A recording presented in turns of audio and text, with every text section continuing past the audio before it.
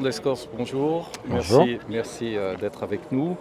Vous êtes maître de chez au sein du groupe Mouex et nous aimerions donc vous poser une ou deux questions parce que votre process en fait de vinification nous intéresse particulièrement. Vous travaillez avec nous depuis 2012 sur des Sigma 3, 30 hectos avec inertage.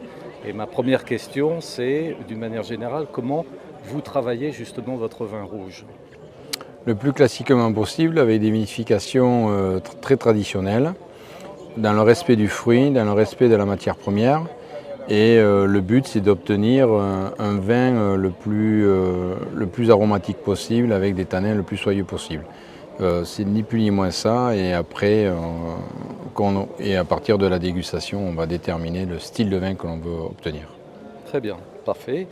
Je voulais savoir également quel effet a justement notre système de pressurage Wilmès sur la qualité des vins.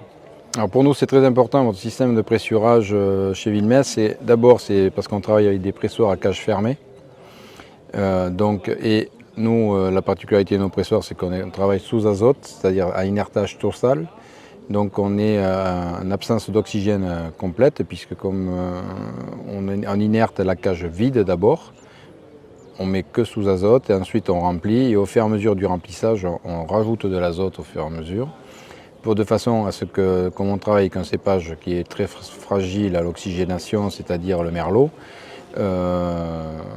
si on veut garder le plus possible le côté aromatique du merlot, il faut qu'on garde ce fruit-là, et le seul moyen qu'on ait trouvé, c'est travailler avec l'azote et les pressoirs Wilmès, parce que, après différentes études qu'on ait menées, l'avantage du pressoir Wilmès, c'est qu'on peut travailler avec des paliers vraiment le plus doux possible, avec des pressurages le plus doux possible.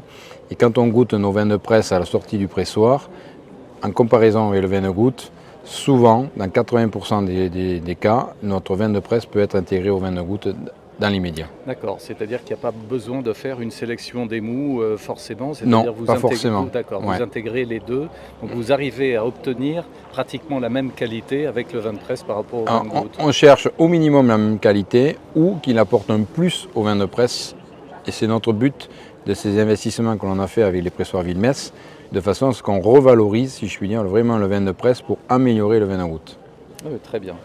Et donc, en fait, ça rejoint ma dernière question, c'était pour quelles raisons, effectivement, vous mettez fondamentalement vos vins rouges sous inertage.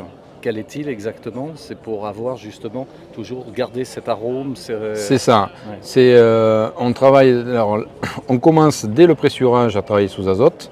Donc c'est très important pour les vins de presse, puisque si le vin de presse, du moins pour le merlot, je parle, parce que c'est pas pareil pour les cabernets, mais pour le merlot, si on n'est pas dans des vins de presse protégés de l'oxygène, on peut avoir ce problème de côté un peu végétal, un petit côté poisson qui peut ressortir. Et nous, c'est pas du tout ce qu'on recherche, donc on cherche vraiment le côté aromatique, le côté soyeux, et ce qu'on veut dans nos vins de presse. Et donc là aussi, on ne fait pas des montées en pression très importantes. On travaille sur des paliers de 100 mg par 100 mg, et on arrête un grand maximum à 700-800 mg de pression. Et toujours dans le but d'obtenir un vin de presse de qualité. On ne cherche pas du volume, on cherche la qualité. Et ce type de pressoir nous correspond tout à fait, aussi bien pour la qualité du pressurage que pour la qualité du matériel, quoi. Et est-ce que vous rebêchez beaucoup dans ce process Non, je ne fais que sur le temps de la pression, du pressurage, je ne fais que 2 rebêchages. Oui. Et au moment où je fais ces rebêchages-là, l'azote, bien sûr, rentre à l'intérieur de la cage pour évacuer le peu de vide qui se fait au niveau entre le marc et la chambre de compression. Très bien, parfait. Voilà. Écoutez, merci beaucoup en tout cas, Monsieur Merci à vous. Descorces, pour cette interview. Merci.